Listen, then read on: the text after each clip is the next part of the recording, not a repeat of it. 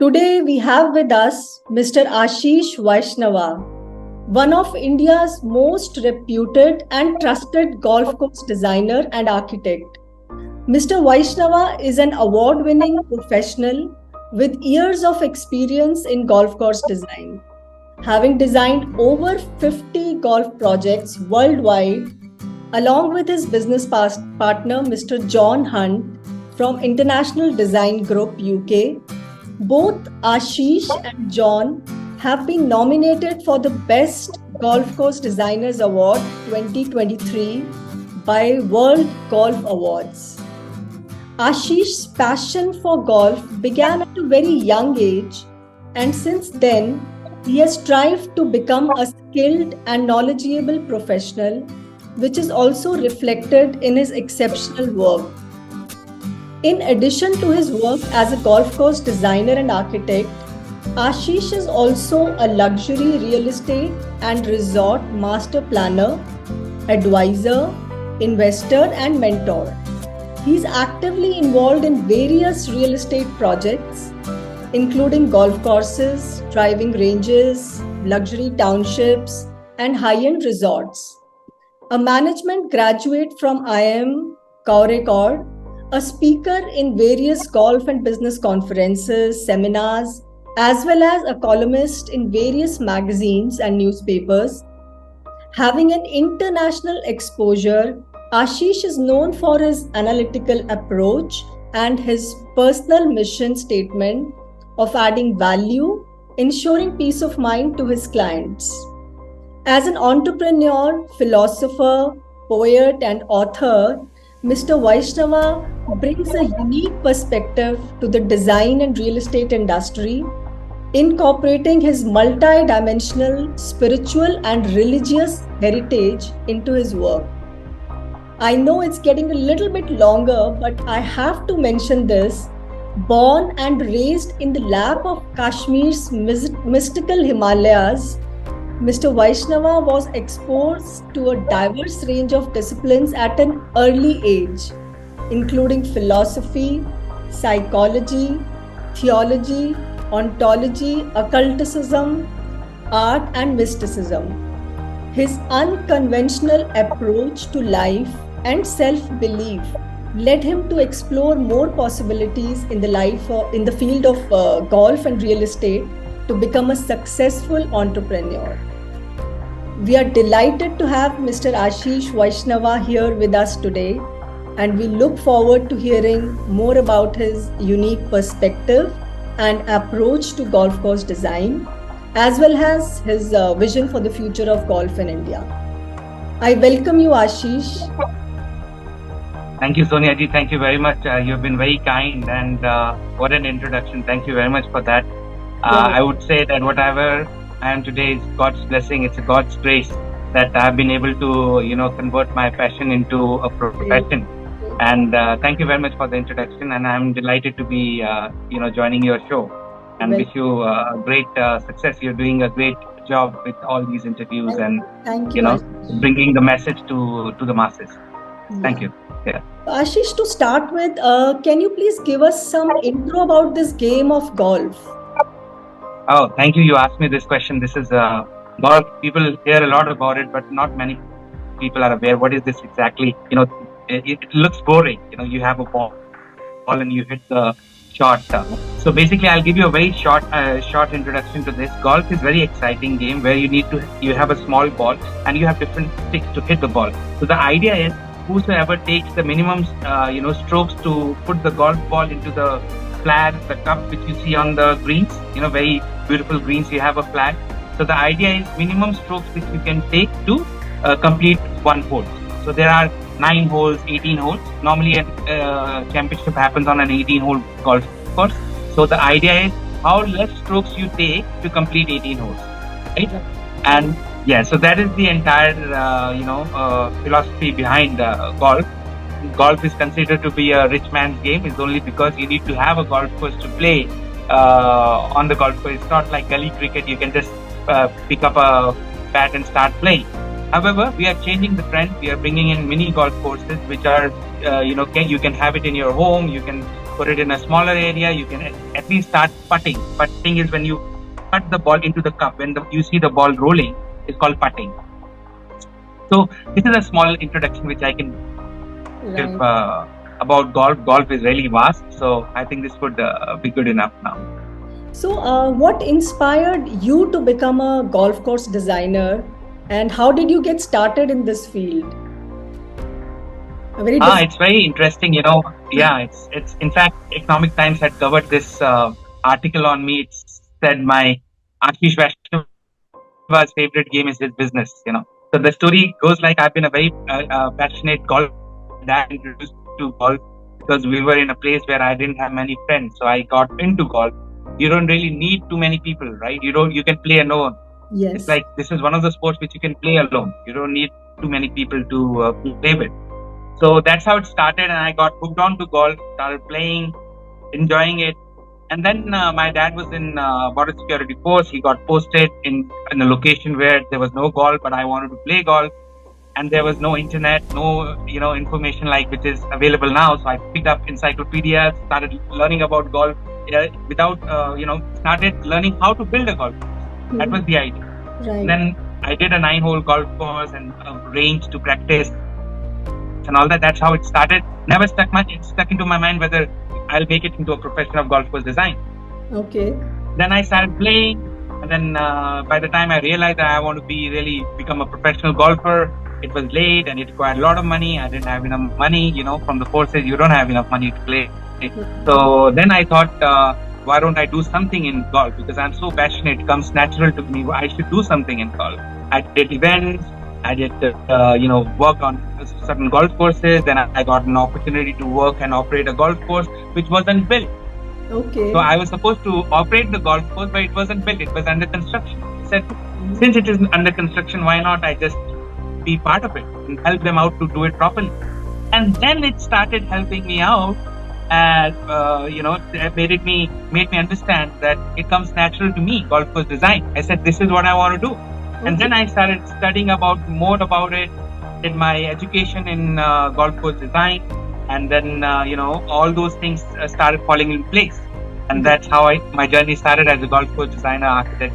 So this is the story. Wonderful, wonderful. Sounds interesting to me as well. Sounds interesting to us as well. Give us some more facts about what are the different types of golf courses and how much land is required to build them? Yeah, very, very, very good question, because this is the very frequent question which keeps coming to us.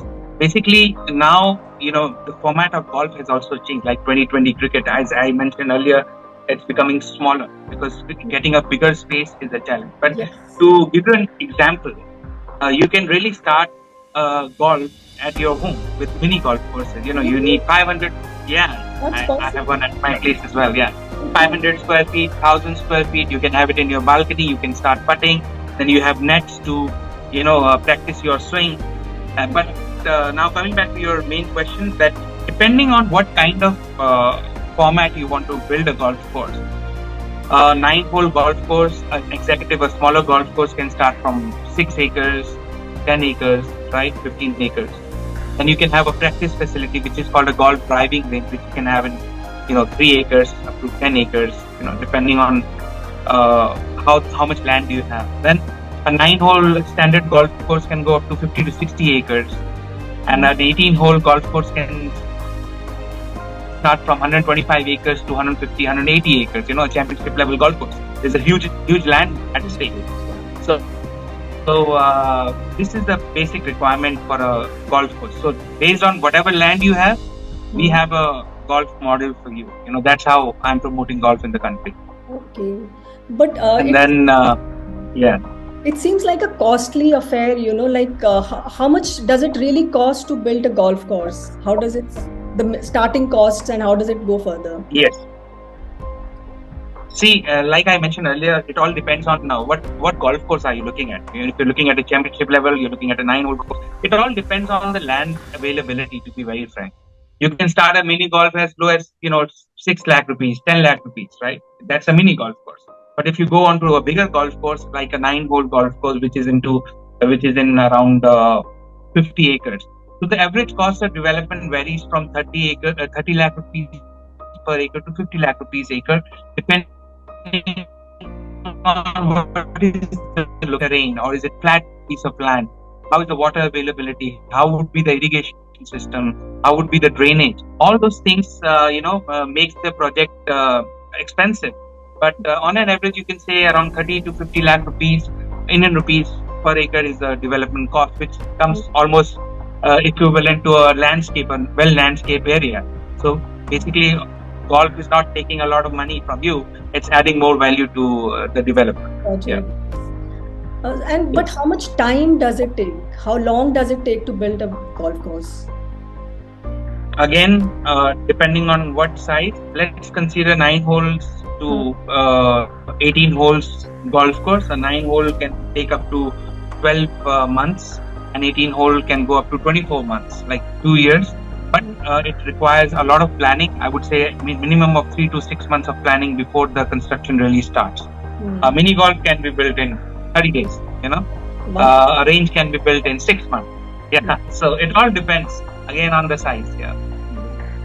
So what are the key factors that you consider when planning a golf course? Luxury real estate development and golf resort, around location, amenities, and target audience? Yes. So, first of all, we need to understand when a developer comes to us and he asks us, we want to build a golf course. So the basic question is, of course, you should build a golf course, but depending on, you can't really build a golf course alone. You need to have other facilities around it. You need to have a resort, you have to have a real estate, because golf by itself will not make money. Golf is there to add value. So you have golf and real estate around it to increase the premium of the property. That's the idea, right? And you cannot just sell real estate. You need to have facilities like clubhouse, resort, wellness centers, other recreational activities, or sports academy, sports arena. All those things come into the picture. So it all depends. Every project is different. Every location is different. So that's what keeps me excited as well, because any new project which comes to me brings in a new challenge, a new way of operating and thinking about it. So that's the best part of golf course design and real estate planning. Yeah. So how do you ensure that your luxury real estate development and golf course, golf resort is in harmony with the natural surroundings, such as the landscape and the environment? Absolutely. This is a very, very good question, and we cannot compromise with nature, and we should not, we should give back to the nature. So that's the entire design philosophy we have. In fact, me and my partner John, as you mentioned, we work towards sustainability, and we want to make sure that every golf course is adding back to the nature. We have to go by what the land gives us, right? How the terrain is. So we design based on what the available, the existing nature of the land is, how the soil is, how the water is. So we have to go by what is available to us. We don't want to, disturb the nature. That's the key philosophy we have. Now, one important thing which I want to tell you is golf is considered as a sport. Development really hampers the environment. That's not exactly the case. You need to understand why, when it becomes a difficult for the environment. Golf really adds value to the environment as well, as long as you develop it sustainably. When you don't cut, the natural existing terrain too much, you go by what is available there. So golf really adds, it lower down the temperature of that particular area. And it helps in keeping the soil rich because of the grass grown everywhere, and it flourishes the fauna and flora of that particular area. You can have water bodies where you can put fishes, right? So and you can have trees. We plant more than 20,000, 50,000 trees on a big golf course. So what I'm trying to say is, it's not. The problem becomes when you start using artificial chemicals, artificial fertilizers, insecticides, pesticides, and just to make it look green. That is something. To make it look green is good, but then not at the cost of the nature and not at the cost of the environment pollution. that is what I wanted to put across. Yeah. So, what are some of the most important other amenities that you believe are necessary along with the luxury real estate development of a golf resort, like a spa or a fitness center, restaurants, and more? Are they also important along with it? Yes, absolutely. I mentioned that to you earlier. It's very important to have other facilities. It's not like you're taking care of the golfers, right? I would say that we need to have more driving ranges. Driving range is the practice facility which every golf course should have, because unless and until people don't learn how to play golf, they cannot just go on to the golf course. They need to learn first how to play golf, right? And that is very important. So, having said that, it is not only golf. Then you need to have other facilities for kids. It should become a family destination. You need to have a spa. You need to have indoor sports facilities, outdoor sports facilities along with golf. You can have tennis courts. You can basketball courts. Yes, and then you need to have other. You can have a jogging track, a biking track, but we need to keep the safety in mind. We have to make sure that the golf course is being built which is safe, right? That is very important. So all these facilities add value, becomes part of the entire, I would say, the entire development. Then you need to have other facilities like, the clubhouse, cottages, rooms where people can come, like you go to a resort. Becomes part of the resort development, becomes a golf resort with golf, right? So, in the entire project, there are a lot of other investors and stakeholders, developers. So, how do you ensure that your master planning vision is in aligned with their goals and objectives as well? Yes, it is. Ultimately, when it comes to a golf course development for a real estate project, it is very important to understand that it needs to have commercial viability. Yes. Otherwise, why are they really doing it? Exactly. Commercial viability with sustainable development is the key, right? Whatever you design has to make sense by the end of the day. But we need to understand that why are we really doing it? Why do you just want to build golf courses to increase the premium, or you want to give a lifestyle to the end user, people who are really buying houses or villas there? Because they go hand in hand. You build a golf course, you increase the premium, but what are you giving in return is a nice style on a golf course. You get up and you see a beautiful golf course in front of you every morning. You get fresh air, you get nice environment to be in. So that is the value which we give as golf course developers, or as golf-centric real estate developers.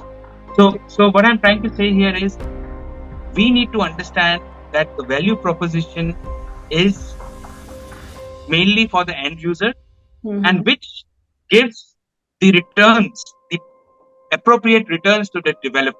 Then it's a win-win situation. You cannot just start thinking about yourself. A lot of developers come to us, we want to make money, we want to do, sell it at a premium. I said, that's fine, you will make money, but think from the end users, the one who is going to live there. You cannot compromise with their requirements. We have to keep their requirements first and make sure that when they come and live on a golf course, they enjoy it, right? It shouldn't be that it becomes difficult for them. The roads are small, the houses are small, the rooms are small. It has to match. There has to be a balance with what you are proposing and what you are getting in return. So I think striking a balance is the key when we master plan a development like this. So we make sure that the entire development is not only focused on, it's not one-sided. You shake hands with the end user, with the buyer. Great, yeah, wonderful. Aashish, what do you see as the future of luxury real estate development and golf resorts in our country? In fact, after pandemic, you have seen how Corona has been, the pandemic has been really bad, but in a way it made people realize that how important it is to have, just don't be in the rat race, right? Move beyond it and go to a place and buy a place where you can really be with the nature.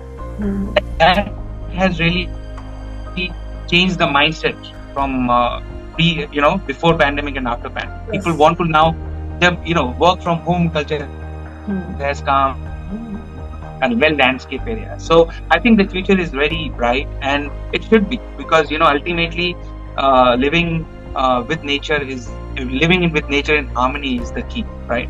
And that's what we have learned from pandemic. That don't take your life for granted. Don't take it, just life is very precious, and spend it with nature, the real healer, I would say. Very nice. Finally, Ashish, what would be your advice to entrepreneurs who are starting anew in the real estate industry? I would say that any entrepreneur, for that matter, either real estate or any other industry, I think the most important thing is to understand, find your purpose. I think that is the more important thing. Just don't go for money. And for me, money wasn't important. It was I was so passionate. So you need to find your passion. You need to find your purpose. Then, and if you are not able to find a sector and then become passionate about it, Yes. that's another way to look at it. Yes. But I think most of the people now, and new entrepreneurs, the young generation is very bright. They know what they want to do, and I would say that find your purpose, be passionate, and don't learn first and then earn, learn and then earn, and then be honest. That is the key. Because you cannot fool yourself. So be honest. I would say, do your hard work smart way. You need to do hard work. Nothing comes easy. The success which you see now is the preparation of 20 years. Backing me up.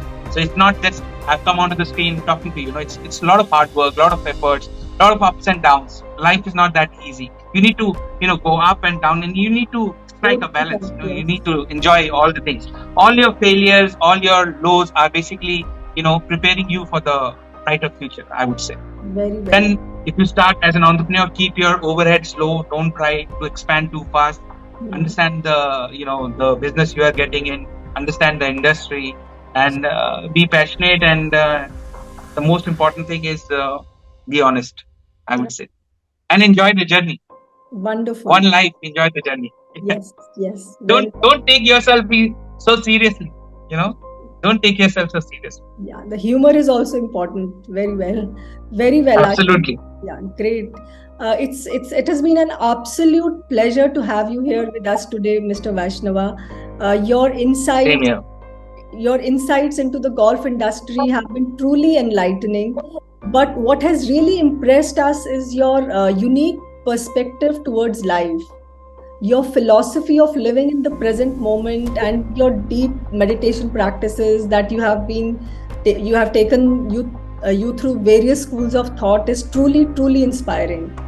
It's clear that your success is not just limited to your business, but extends to your personal growth and spiritual development. Yes, absolutely. And I think it's very important to understand that spirituality and the material life are two sides of the same life. Yes. It's not separate. You cannot, maybe you're not aware of your spiritual side of it, but it doesn't mean it doesn't exist. So what I've been from the beginning, I've been spiritually inclined, like you said in the beginning, that I've been reading a lot of books on psychology, philosophy, and I wouldn't say that I'm too religious, but I would say I'm spiritual. And when I say that, the entire story revolves around living in the moment and being present, being aware. That is very important. Like right now, you're taking interview. I'm with you. I'm giving my 100%. I'm not concerned about how well I'm doing it. It's about how well I'm able to put myself there in this moment. Because that's what is in my hand. So in fact, you'll be surprised to know that I have written a book as well. It's called MBA, which is it's called Meaning of Being Alive. I have a copy here as well, and which is right here. That's been illustrated by me, and it's a Tree of Life. It will be interesting for you to go through it. It's called Meaning of Being Alive. It's on Amazon. My pleasure. Sure, thank you. So basically, the idea of writing this is, it was just before pandemic, and I've been having all these thoughts and a lot of thoughts in my mind, I wanted to put it across in a book. So basically, the idea here is to give spiritual meanings to material words. So there, it's kind of a dictionary. Also, you have different material words, and I have tried to give spiritual meanings to it, and it is very thought-provoking. The crux of it is to revolves around living in the moment. No future, no past. You can't do anything about the future. Neither you can change your past. Just be here, be present, and enjoy the life.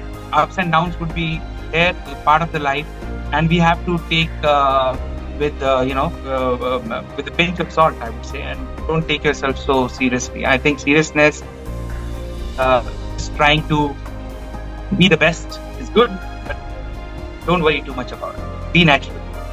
I think that's the thing. Wonderful. Thank you. Thank you so much, Aashish, for sharing your wisdom with us today. And we wish you all the best in your all future endeavors. I'm really Thank grateful. you. Thank you very much, Sonia ji. It's my pleasure. Wish you best of luck as well. Thank you.